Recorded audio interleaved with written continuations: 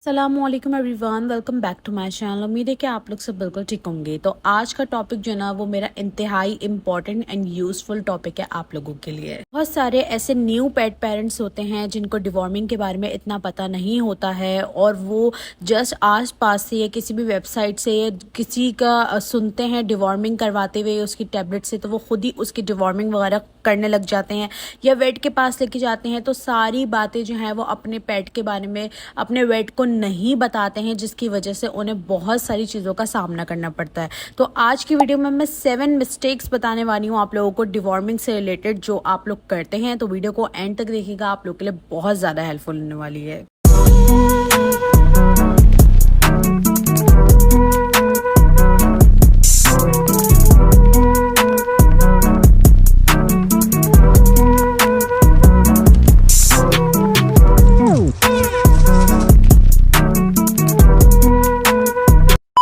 जो first point मैं आप लोगों को बताने वाली हूँ उसके ऊपर काफ़ी सारे लोग इत्तेफाक करेंगे और कुछ लोग नहीं भी करेंगे कि आप फर्स्ट टाइम अपने कैट को जब ये किचन को आप डिवॉर्मिंग करवाते हैं तो उसके कुछ हफ्ते बाद या कुछ दिनों बाद आपको उसे डिवॉर्मिंग दोबारा करवानी होती है। जब मैंने अपने किचन का यानी कि मैंने कैस्पर की जब डिवॉर्मिंग रूटीन आप लोगों के साथ शेयर करी तो मैंने उसमें बताया था कि जब कैस्पर 45 डेज़ का था या 2 मंथ्स तक जब तक नहीं हो गया तब तक मैं उसको हर वीक डिवॉर्मिंग करवाती थी। उसमें काफ़ी सारे लोगों ने बोला कि ये तो गलत बता रही है, हर महीने करवाना होता है, हर वीक नहीं करवाना होता, हमें डॉक्टर ने ये बताया, हमने इनसे ये सुना है।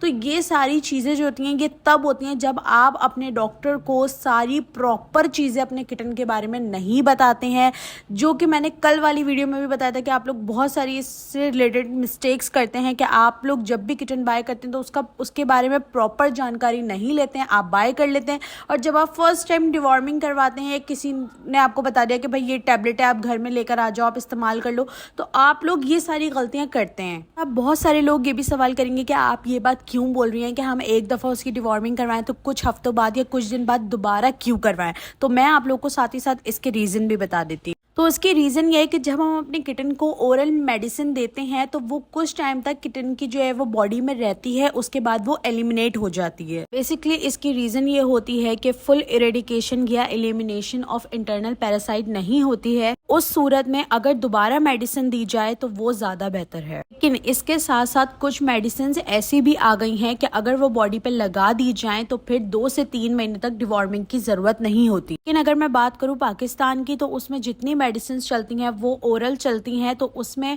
उस सूरत में ये होता है कि आपको दोबारा डिवॉर्मिंग करवाना ज़रूरी होती है। इसके अंदर दूसरा पॉइंट ये है कि आपको अपने कैट या किटन का वेट मालूम होना ज़रूरी है। भी आप अपने किटन को या कैट को डिवॉर्मिंग करवाते हैं फर्स्ट टाइम, तो फर्स्ट टाइम डिवॉर्मिंग करवाने की ड्यूरेशन में आपको उसका वेट पता होना बहुत ज़रूरी है। उसके बाद जब आप सेकंड टाइम उसकी डिवॉर्मिंग करवाएं तब भी आप उसका वेट ज़रूर चेक करवाया करें ताकि आपको इससे आइडिया रहे। और अक्सर काफ़ी दफ़ा ये भी होता है कि अगर आप अपने एनिमल को ओवरडोज मेडिसिन दे देते हैं तो उसका बहुत ही ज़्यादा नुकसान होता है। इससे आपके एनिमल को सिवियर किस्म का डायरिया लग सकता है, साथ ही साथ आपका एनिमल जो है वो बिल्कुल लिथार्जिक भी हो सकता है।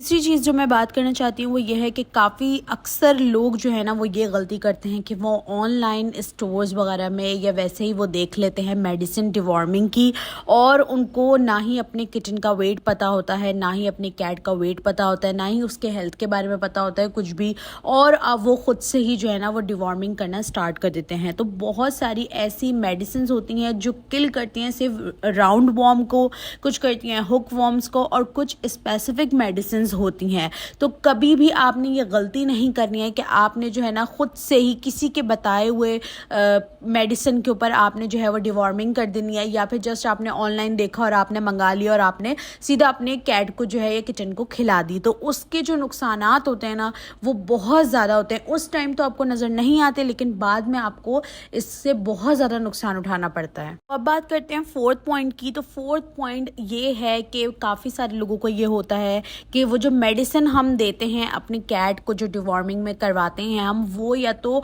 4 मंथ बाद या 6 मंथ्स के बाद हमें दोबारा करवाना होता है या फिर 12 मंथ्स के बाद, जबकि ऐसा कुछ भी नहीं है। मैंने अभी आप लोगों को बताया कि अगर आप लोग अभी अपनी कैट को मेडिसिन देते हैं यानी कि डिवॉर्मिंग करवाते हैं तो उसके कुछ वीक्स के बाद आपको दोबारा उसकी डिवॉर्मिंग करवानी पड़ेगी। उसके बाद कुछ ऐसा टाइम पीरियड आता है कि आपका डॉक्टर आपको खुद बता देता है, अगर आप डॉक्टर से करवा रहे होते हैं 1 मंथ के बाद या 2 मंथ के बाद या 3 मंथ के बाद, या फिर कुछ कैट्स या किटन्स को ऐसा भी होता है कि डॉक्टर कहते हैं कि हर मंथ में आपको एक दफ़ा डिवॉर्मिंग करवानी ही होती है।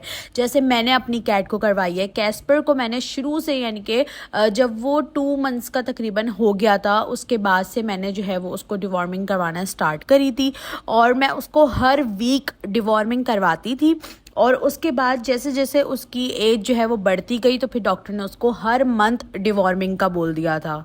एक बात ये समझ में नहीं आती कि आप लोगों को ये चीज़ समझ क्यों नहीं आती कि हर कैट या हर किटन की जो हैबिट्स होती हैं वो डिफरेंट होती हैं। हमेशा कैट या किटन को उसकी हैबिट के ही मुताबिक उसे डिवॉर्म किया जाता है। बात करते हैं 5th पॉइंट की। तो 5th पॉइंट है सेल्फ मेडिकेशन, जो आपने नहीं करनी है। आप लोग सेल्फ मेडिकेशन करते हैं तो आपको सीवियर किस्म के कॉन्सिक्वेंसेस हो सकते हैं। मैं आप ये समझ लें कि आपका जो पेट है वो लिथार्जिक हो सकता है, फिर आपका एनिमल जो है वो सीवियर डायरिया की तरफ जा सकता है। आज दफ़ा ऐसा भी होता है कि कुछ लोगों को डिवॉर्मिंग के बारे में इतना पता नहीं होता है, वो जस्ट दूसरे को देखा देखी या किसी से पूछ कर या किसी भी किस्म की जो है ना वो मेडिसिन इस्तेमाल करके वो दे देते हैं, और अगर ज़्यादा डोज दे दें तो कैट्स के या किटन को जो है वो बहुत ही सीवियर किस्म की डिहाइड्रेशन हो जाती है और उसके मोशन की जो क्वांटिटी होती है वो ज़्यादा बढ़ना शुरू हो जाती है। क्योंकि जो डिवॉर्मिंग की जो मेडिसिन होती हैं वो सम टाइम ऐसा होता है कि वो डायरिया प्रोड्यूस करती हैं, लेकिन इसमें जो अच्छी मेडिसिन आती हैं वो इतना ज़्यादा डायरिया प्रोड्यूस नहीं करती हैं। पाकिस्तान में बहुत सारी ऐसी मेडिसिन जो लोकल इस्तेमाल हो रही हैं वो डायरिया प्रोड्यूस करती हैं।